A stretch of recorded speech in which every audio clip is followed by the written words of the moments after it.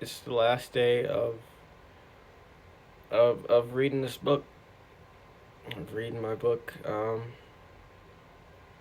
we were besides Friday because I knew I had stuff to do Friday before 8 and then during 8, but otherwise I was consistent streaming every day. So yep, here we are, the last day. We got two more chapters, 20 pages, and then I'll just end the stream for today, and we'll have a completely new stream tomorrow. So, chapter 18. Eidolon wakes up with his hands still in sentries. He smiles. Then he looks at the clock on the wall before kissing her on her forehead and heading to Asai's office. Asai has her arms folded. Celeste stands with her hands behind her back. Cobbs taps away at a tablet. Why weren't you there? Asai asked.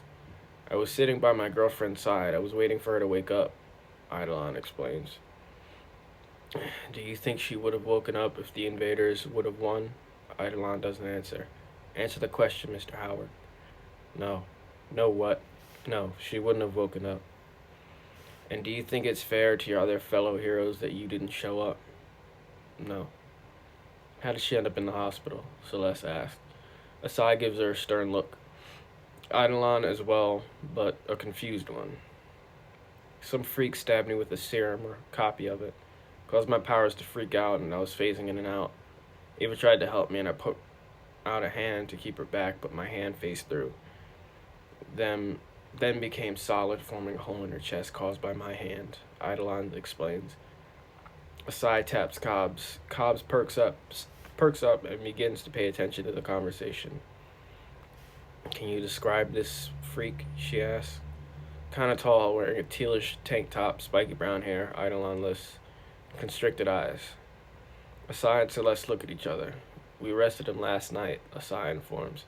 He just massacred an entire train full of people before being stopped by Lux and Tech.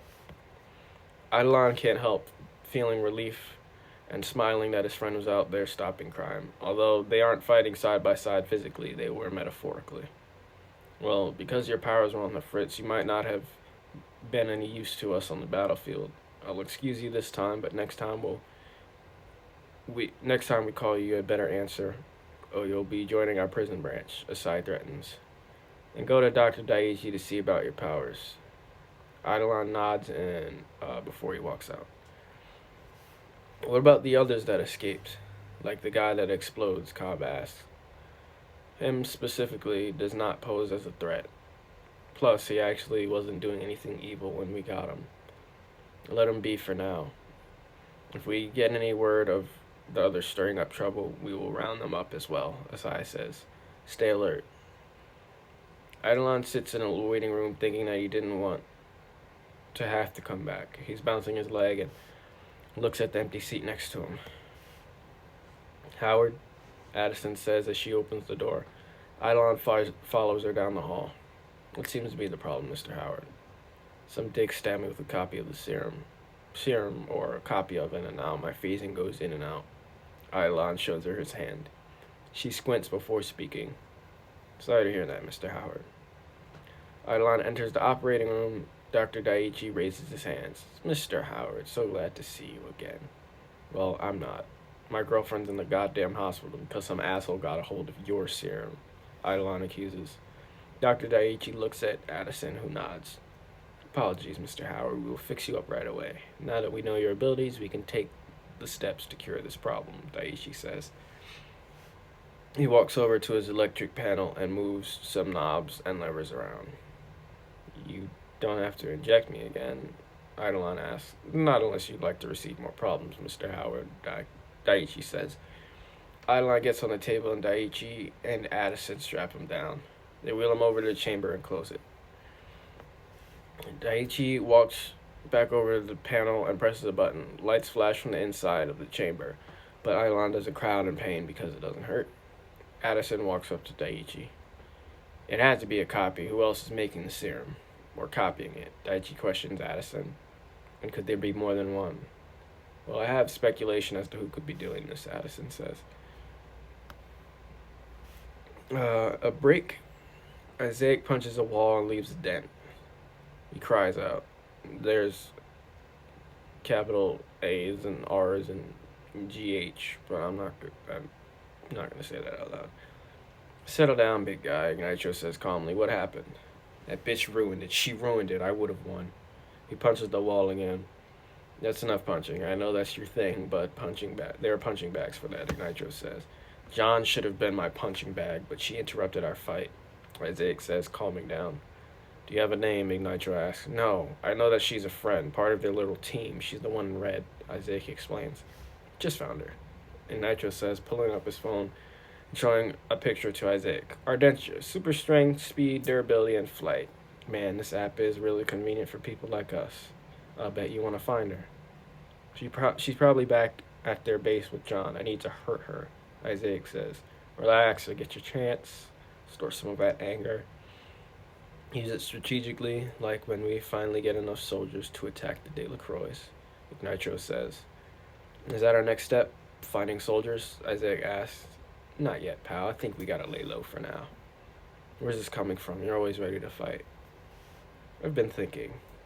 Maybe my dad was right. Should take this whole takeover thing a little more slower.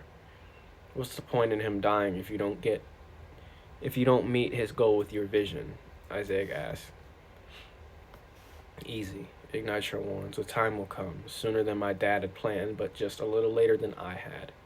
We'll wait for the right time. What do we do in the meantime? Continue doing what we do best as a family, Ignitro says. Lux slightly moves and Tech jumps up. Sorry, I didn't mean to, she stutters. Nah, it's alright. I didn't mind, Lux says. And they smile at each other. There's a ring at the door. Seismic comes out, already fully dressed. I got it, he says. Seismic creeps the door open and Ardentia appears floating behind him, rubbing her eyes. Who is it? She asks. Unidentified individuals, Icecap's AI states. Approach the door with caution.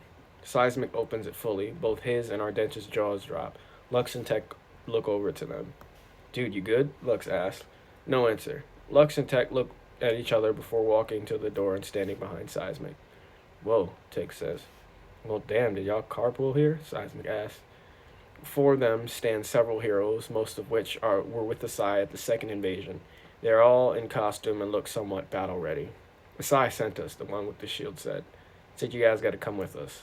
We're not gonna fight all of you guys, so give us a minute to get dressed and we'll come to the compound with you, Seismic says truthfully. Appreciate it, the one with the shield says. Eidolon sleeps by Sentry's bedside, still.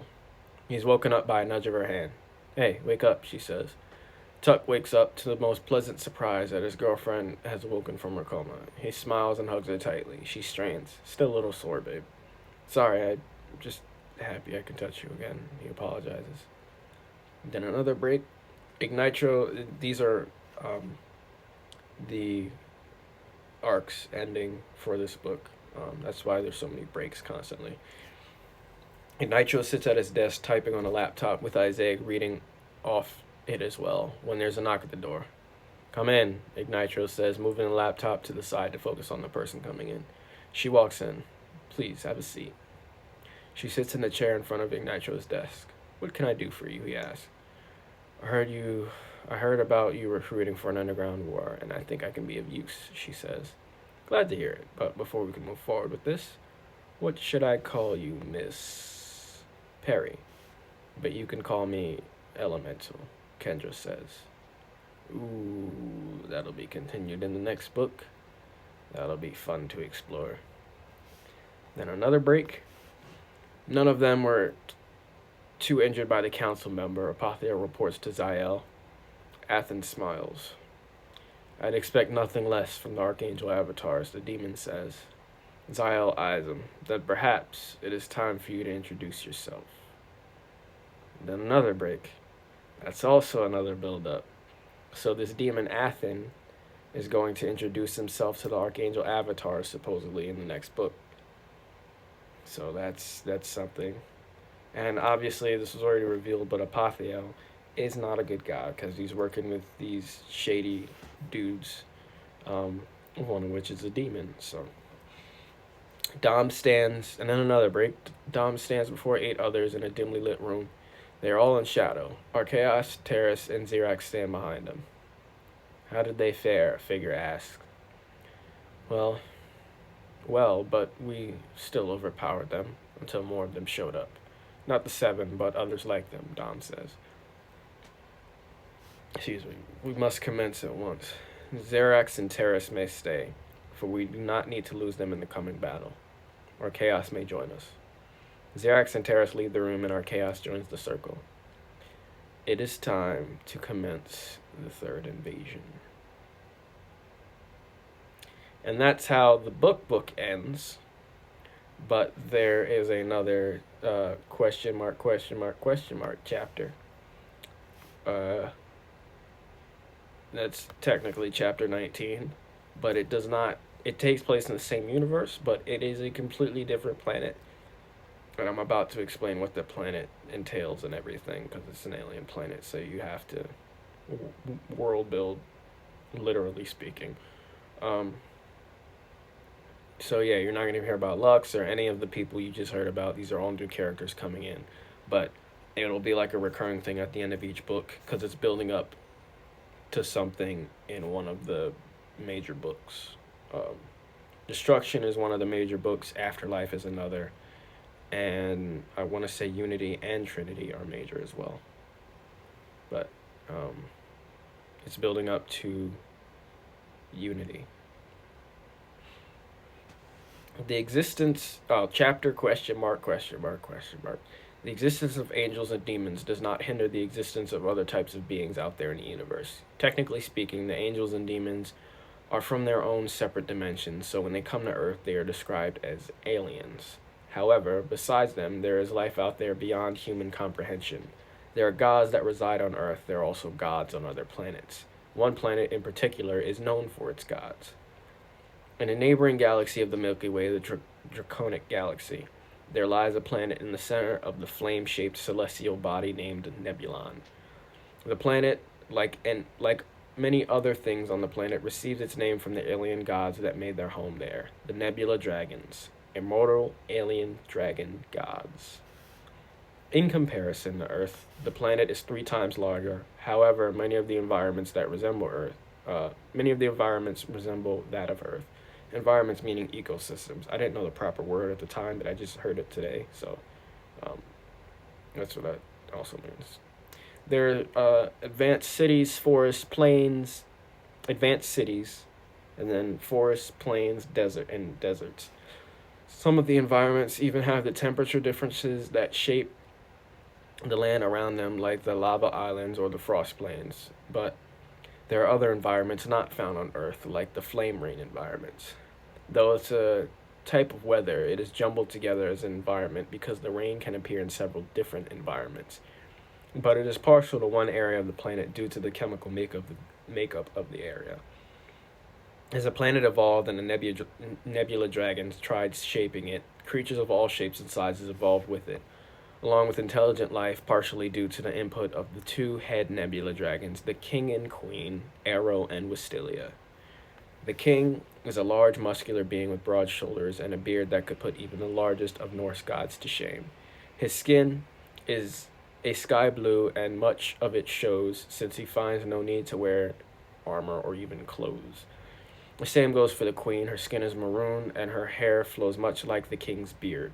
Her body is an hourglass shape with a healthy mix of muscle and fat in the perfect places, a body fit for a goddess. Both have enormous wings and tails matching in color to the respective skin. As far as abilities go, Arrow has several powers, the main one being Power Bestowal, which he used to grant Wystilia and their 7 children powers of their own, along with their own domains for ruling over. Arrow stayed as the Dragon of Dragons. Wystilia became and is still the Dragon of Life. The firstborn prince, Detrius, is the Dragon of War. He has green skin, black flowing hair like his mother, and deep red eyes, just like both of his parents. In fact, all nebula dragons share the discernible physical trait of red eyes, glowing violet tattoos on their left shoulder, and a spherical gem located at the base front base of their neck, meaning like here.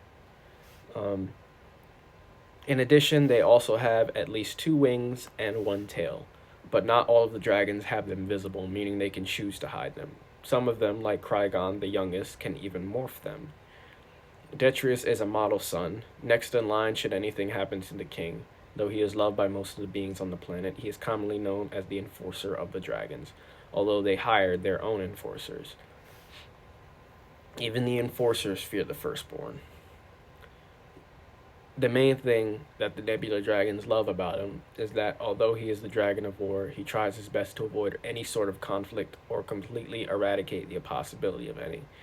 He's certainly no pushover, though. As far as clothes go, he normally sports a tight-fit gray hoodie along with royal maroon robes around his waist and dark blue baggy pants.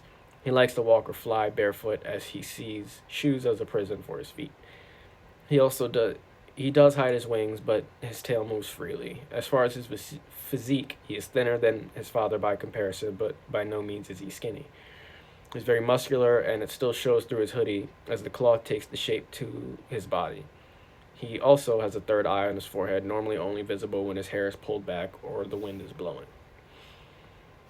Their firstborn daughter is the second oldest of the children, Althena. She has pink skin, red eyes, and normally keeps both of her wings and tail visible. Her hair, like Wistelia and Detrius, is long, but she keeps it bound by a band so it flows like one long strand, a ponytail. Because her brother is looked at as a model child, she tries her hardest to keep up with him, kissing up to her parents, even though her father constantly repeats that it is not necessary. Her mother becomes easily annoyed with her because she is sick of repeating herself. She's normally found wearing anything green to complement her pink skin and red hair, but mainly to remind beings of Detrius when they see her. Her body, meaning her green clothes, matches green skin. Her body nearly matches her mother's, but it is a little thinner and taller. Kenned is the third child and second son, Dragon of Knowledge. He has no interest, much like the eldest as a matter of fact, in receiving the crown.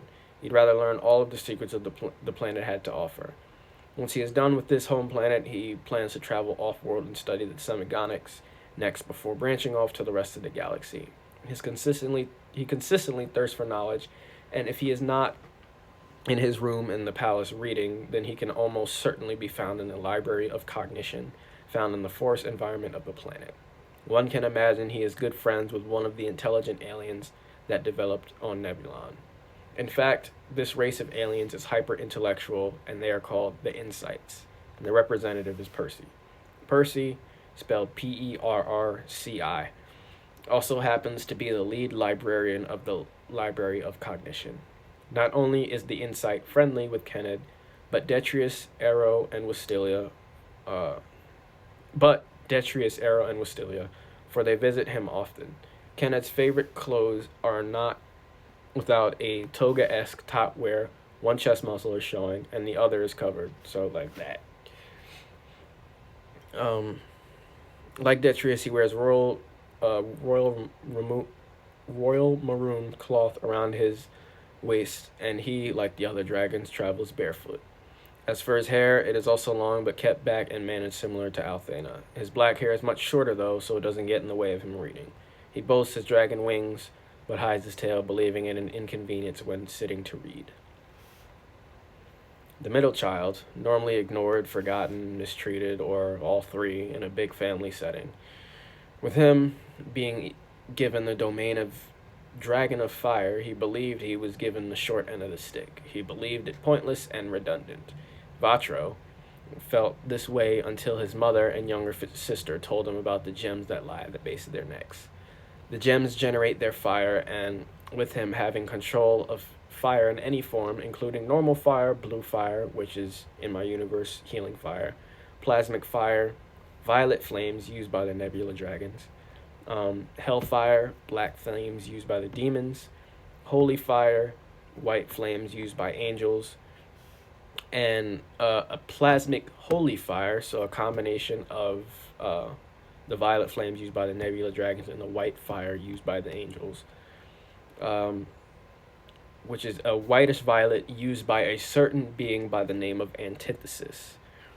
and we will not know him for a little while. But once you get to know him, I think he leaves a pretty big impact on the story because he's one of my favorite characters. So, Vatro also has a daughter that he is hiding from his father because his father gave all of the dragon children the rule that they are not allowed to bring life into existence in any form, meaning they are not allowed to create other alien races like the semigonics, no tampering with any sort of beings like a mad scientist, and certainly no biological children.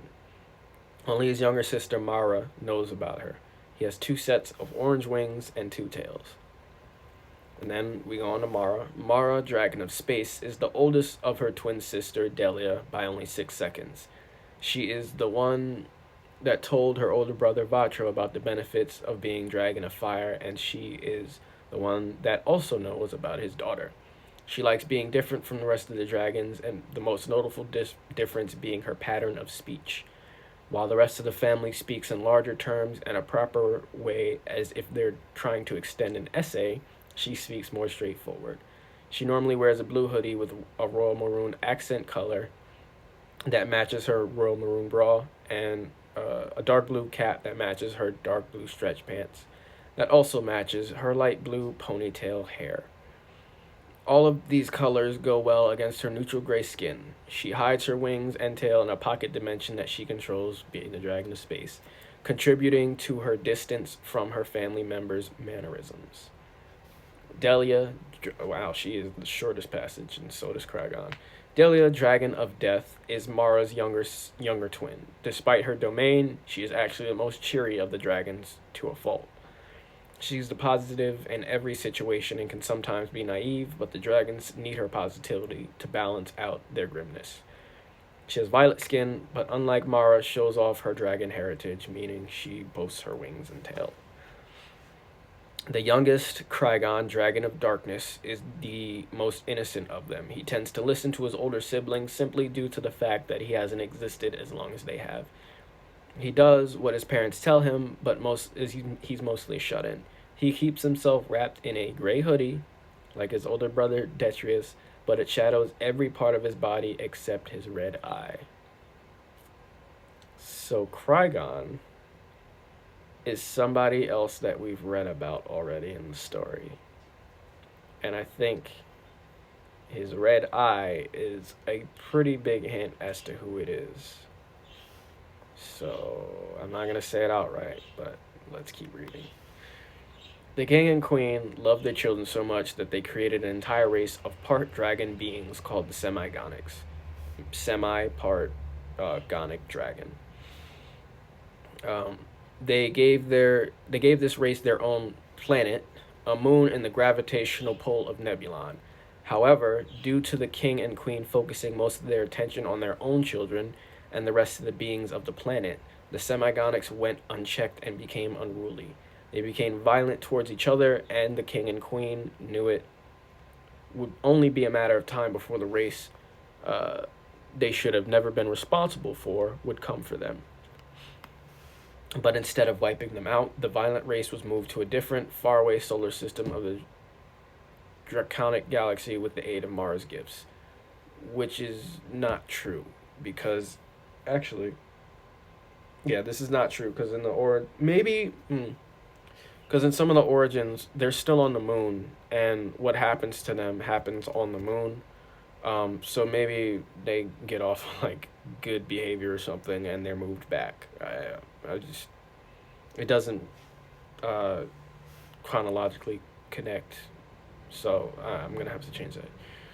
Though they didn't need any, the dragons had courtsmen. Moving on back to the dragons.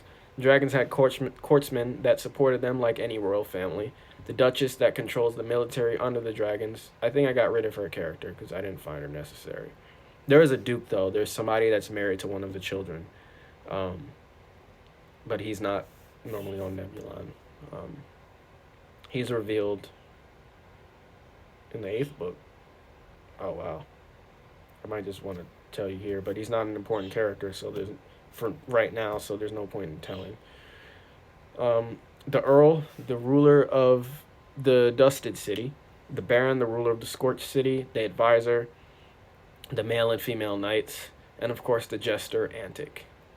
I actually gave them names, but this was um, after I did a run through. Excuse me, to make sure this first book was legible enough to be sent to an editor. So I'll add in their names at some point. But there's no point in knowing the names right now because it's not important to the core story just yet. So, when we get into the eighth book, Beyond takes place entirely in outside of Earth. So we will definitely get to know the Quartzmen better once we get there. Um, all aside from the advisor,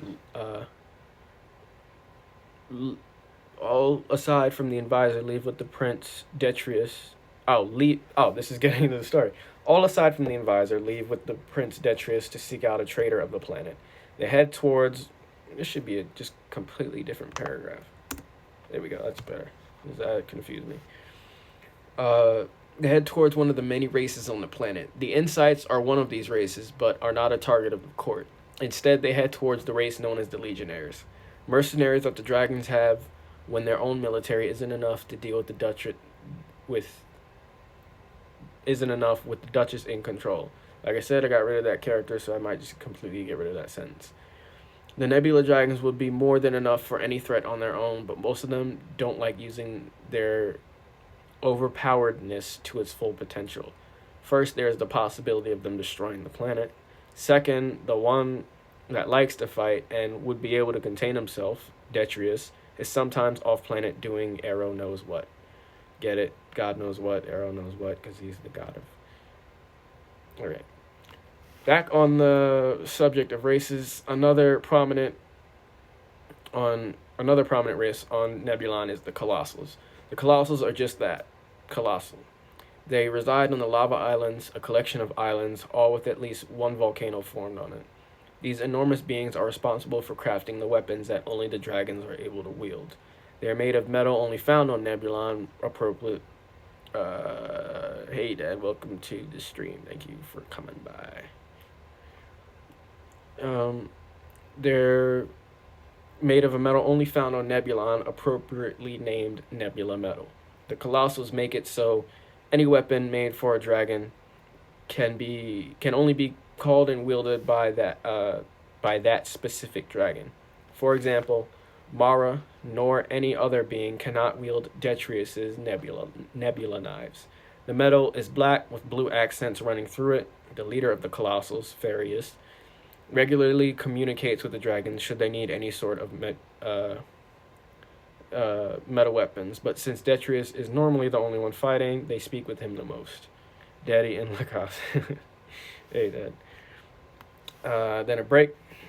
Detrius lands at the entrance of to the Legionnaire camp. The Quartzmen follow and land behind him. They stand at the entrance to make sure no one at the camp makes a run for it. Detrius walks through a crowd of Legionnaires that exit their tents to gaze upon the god. He doesn't look down on them. Instead, he keeps his eye on the target, the person who he came to see, the leader of the Legionnaires, Leotora. Leotora is a humanoid lion, much like Icecap, who is a tiger, except she has a normal fur color for a lion. She leads her mercenaries, who all bear a striking resemblance to earthly predators like tigers, crocodiles, and bears. Leotora exits her tent and stands face to chest with the much taller prince. Detrius looks down at her and bares his teeth. Oh, please, Prince, drop the act. I know you're the one to stop violence, not start it, Leotora says, attempting to cut Detrius down the peg. Detrius flashes a wide toothy smile. Then you should know I'm attempting to stop any sort of revolution from happening, Captain Leotora, the prince says. Orders from my father. Where's the traitor? Before the captain can answer, the two are interrupted with the arrival of a rather intrusive sibling. She lands with the wind that blows the dust in the face of onlooking mercenaries and even the loyal Quartzmen. Antic rolls his eyes. Detrius looks back at his pink-skinned sister, Althena, the one who's always trying to one-up her brother and kiss up to her parents, because she was the second born and she wants the crown and, to be the best because she's jealous. I didn't know father sent you, Detrius says. What are you doing here? I'm here to help, Althena says, briskly walking towards him. Detrius rolls his eyes and withdraws one of his nebula knives and points it at his sister. Listen and listen well, the prince says. He spins and points his knife at everyone that surrounds him, even the courtsmen at the entrance. I have never, do not ever, and will not ever require your assistance. I am more than sufficient for anything. The camp quiets. Althena grits her teeth, but keeps her mouth closed, her jaw protruding the muscles and puffing her skin, showing visible anger. The dragon siblings stand across from each other, staring each other down. The beings around them stand still like them, knowing that if the two were to even spar, they would destroy the area surrounding them. The pressure is so intense that the traitor reveals himself by making a break for the camp exit. Detrius and Althena's eyes avert to the traitor alligator and fly at him. Althena reaches him first and grabs the legionnaire by the throat and drag him across the dirt. She raises a fist and it has maroon laser energy surrounding it. The gator raises his hands. It was a semiconic, the gator shouts. Althena and Detrius exchange looks. He put me up to it. Told me to find out what I could on the dragons. You. And then a break. We are almost there, peoples. Kenneth exhales as he closes the book he has just finished. I'm trying to go through all of the dragons so you know their personalities as we get to know them more and more at the end of each book before we reach Beyond. Because once we get to Beyond, real stuff starts to go down for them. So Kenneth exhales as he closes the book he has just finished. Percy floats around the corner, and if he could smile, he would be. If I could smile, I would be. The floating eyeball connected to a brain in a glass case filled with an unknown liquid says, Yet another book finished, eh? Indeed, Percy, Kenneth says with a smile on his cyan skinned face. His smile quickly disappears as his thoughts change. Percy, I need you to explain to me why I can't. I'm sorry, my prince, but your father forbids any soul from laying up an eye upon the book of creation. Percy interrupts. Percy, I am very close to having finished every book in this massive library, and you're telling me the only book I am unable to read and that will keep me from exploring other planets' histories is a book written by my father. Kenneth expeditiously explains. Expositiously explains. I made that word up because it's an exposition dump in a dialogue, so. I sense that book is not the only thing keeping you here. Percy infers. What troubles you, Prince? Kenneth pauses, pondering whether the thing troubling him is worth sharing to Percy. He takes a deep breath.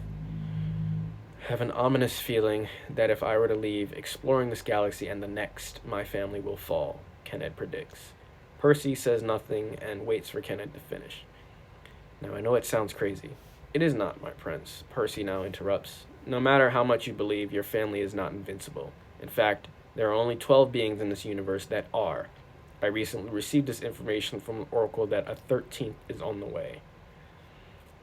And I had a note before that made a list of the beings that are. Every being on the Cosmic Council, which you don't know what it is yet, but the Cosmic Council, spoiler alert, is what Domination and Mother Nature are part of. It's a council of 9. So 9 of those people. And then there's the Creator and Decimus, who was like God and the devil. They're on that list, so that's 11. So there's a 12th, and I believe that's Antithesis. I believe the 12th is Antithesis. And then the 13th, he just said, is on the way. So, Antithesis was a name drop in this chapter, so I can technically have him copyrighted and have his story out there, because I really, really enjoy that character. He's not a villain, but he's not a hero by any stretch yet. But I'll probably read it's not a short story, but I'll read his origin one day. Just not Monday. I have to think. And then he said a 13th is on the way. What do you mean by this? You cannot kill a god. Kenneth disapproves. That is false information. There are, in fact, ways to kill gods from all over this universe, Percy informs. Would you like to know how to kill a nebula? Would you like to know how a nebular dragon can be killed? Ah, there you are, Prince Vacho. Farius. Oh, there's a break. There you are, Prince Vacho. Farius, the leader of the Colossals, says as he sees the dragon floating towards him on the horizon, just in time. So, I'm trying to reiterate who these characters are because I know these made up names can be a lot, and I tried to avoid that with all these alien characters, but they're aliens. They're not going to have names like Bob and Jim. So, I'm trying to reinforce what each alien character is with their title after their name. So, Farius, the leader of the Colossals, the giant beings that create weapons on this planet for the dragons. Just in time. Vacho stops and looks up at the giant being smiling. Vacho's eyes on the volcano. Vacho eyes the volcano Farius uses to craft the nebula metal weapons, Mount Brand. Vacho looks back at the Colossal. Need some assistance, my friend, the middle child asks. The Colossal gestures towards the fiery mountain with his gargantuan clawed hand. By all means, Prince, I could use your aid, Farius says. Vacho continues smiling as he holds out one hand and hovers it over the lava pit. The gem in his chest glows. It's not in his chest, but it's base of his neck, like I said. And magma spews from his palms, increasing the volume of the liquid. As the pit slowly fills, Vacho's smile disappears as his thoughts transition to his daughter. He prays for the day he no longer has to hide her from his father.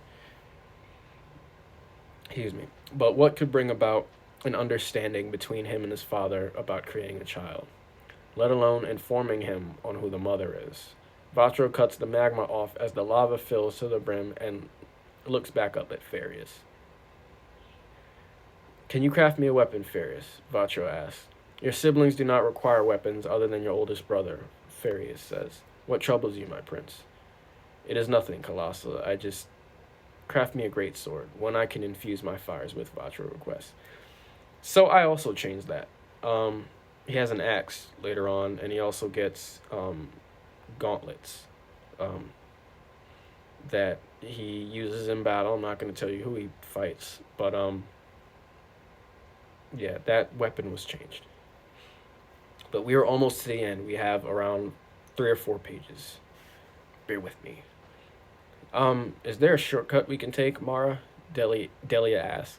The twins trek through the frost plains of Nebulon with their youngest brother, Krygon. Both Mara and Krygon are warm enough in their hoodies as they fly through the below-zero temperatures in the snow. Nah, this is the shortest way. You want to see the beast, right? Mara asks, yelling back at her sister, needing to because of the howling winds. But her father warned us to stay away from it. Why would you seek it out? Delia asks. She tagged along to make sure nothing bad happened to her twin or brother. Mara stops flying and glares at Delia. Listen up, Del. If you were told we're so strong and they're not willing to even... Wait, hold on. If we're told we're so strong they were not willing to fight on the off chance that our planet is invaded, and there's a living creature that supposedly lives on the very planet we were created on, why wouldn't you seek it out? I have no idea what that sentence was supposed to mean. Alright. No, Delia shouts.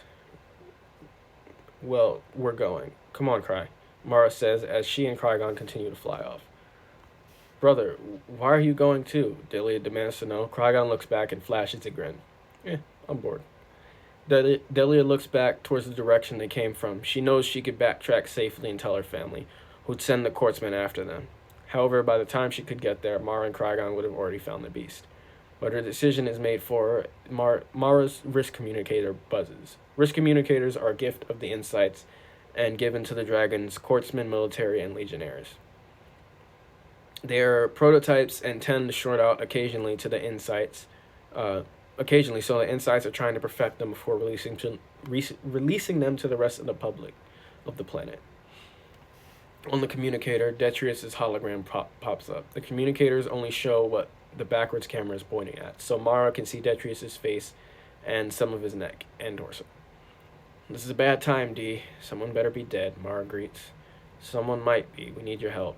Come back to the palace now. But I'm so close to now's not the time to just get back here, all right? Mara nods. And we are like a page away. So get excited. The seven Nebula Dragon children stand before their father who sits on the throne. Their mother sits on the throne next to him. I am sending Detrius, Althena, and Mara to investigate Semigonic. We know they are strong, but there is a 0% chance they outclass even one of you, Arrow claims. Krygon speaks up. Father, forgive me for speaking out of turn, but why does Mara get to go with the two oldest? He asks. She'll be the fastest method of getting them there, Wistelia answers. Arrow looks over at his wife, who knows he's looking but chooses to ignore him. Arrow looks back at his children and furrows his brow, curious if any others are willing to speak up. Any other questions? He bellows. The dragon stays silent.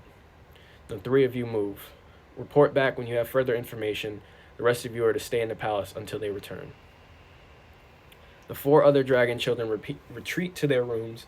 Mara opens her hand, and in turn, a portal opens directly to Semigon, the planet that the race Arrow created was moved to. She could have tried to do the same to find the beast, but she knew it might be dangerous, so she wanted to shake Delia off her and Krygon's tails. In addition, she only knows the approximate area of where the beast can be found. She, Detrius, and Althena step through the portal and appear on the planet Semigon. The sky is black, but there is light reflecting from one of the many moons the planet now has. No wind is blowing. There are no sounds other than the crunching of rock underneath the dragon's feet as they pursue the area for any signs of life. Mara, see if you can create portals to other sections of this planet. Multiple. We'll each step through our own and step back through to report to each other if there's anything different from what we see right now, Detrius commands. Mara nods and opens a palm, creating 6 different portals to varying areas on the dark planet. They each step through their own portals and briskly step back to the barren rocky area they appeared on the planet in. They all shake their heads at each other. They step through the other 3 portals and step back through. Althena points at the second portal she stepped through. I found a city. It looks empty, desolate. She tells her siblings. Detrius nods and walks through the portal. Althena and Mara following. They appear in a city similar to Nebula City, the capital of Nebulon, except everything is broken or damaged in some way, shape, or form. The windows on the buildings cracked or busted, the vehicles smoking or on fire, tears in the street pavement near a car. Near car fire, Mara spots a bloodied native. They all sprint over. Detrius checks his vitals and reveals to his sisters that there's no sign of life left in the Semigonic. Excuse me. And we are in the last couple sentences here. Semigonics have the same pale blue skin as their creator, Arrow. All of them have black hair, but the warriors among them keep their hair to a close, short shave. Other than their skin and naturally red eyes, their appearance is rather human. This particular Semigonic was not killed by the vehicle fire, but killed as he tried to escape from something. There are burn marks in his neck. 2 holes. See these 2 holes in his neck? The prince asks his siblings. Heat vision. He was killed by one of his own. In fact, Detrius stands up and looks around at the dead city. Althena and Mara follow his gaze. I think it's safe to say the entire planet was killed by one of their own.